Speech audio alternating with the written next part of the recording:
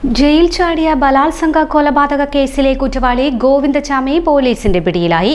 തളാപ്പിലെ സ്വകാര്യ വ്യക്തിയുടെ വീട്ടിലെ കിണറ്റിൽ നിന്നാണ് സാഹസികമായി ഇയാളെ പിടികൂടിയത്. കണ്ണൂർ അതിസുരക്ഷാ ജയിലിൽ നിന്ന് വെള്ളിയാഴ്ച പുലർച്ചെയോടെ ചാടിയ ഗോവിന്ദചാമിക്കായി പോലീസ് വ്യാപക തിരച്ചിൽ നടത്തുന്നതിനിടെ തളാപ്പ് പരിസരത്ത് വെച്ച ഒരു കൈയില്ലാത്ത ഒരാളെ സംശയകരമായി കാണുകയായിരുന്നു.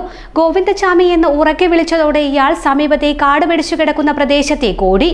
പ്രദേശത്തുണ്ടായിരുന്നവർ ഉടൻ തന്നെ പോലീസിൽ വിവരം അറിയിക്കുകയായിരുന്നു.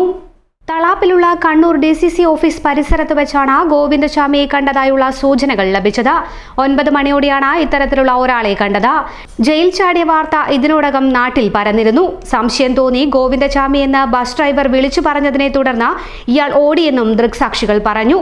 തുടർന്ന് തളാപ്പ് മേഖലയിലെത്തിയ ഗോവിന്ദചാമി സമീപത്തെ ആളൊഴിഞ്ഞ വീട്ടിലേക്ക് കയറിയതായി സൂചനകൾ ലഭിച്ചിരുന്നു.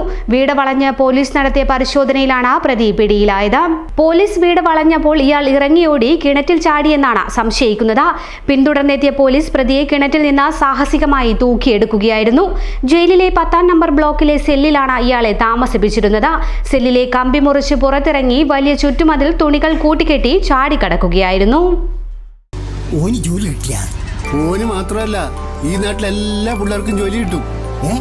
അതിനല്ല അവരിവിടെ ഇല്ലത്. ഏതിരോ നീ ഏതിന്റെ കാര്യമായി പറയുന്നത്? നമ്മുടെ ശ്രീശങ്കരാചാര്യാണ്. തൊഴിലാണ് ലക്ഷ്യമെങ്കിൽ ശ്രീശങ്കരാചാര്യ.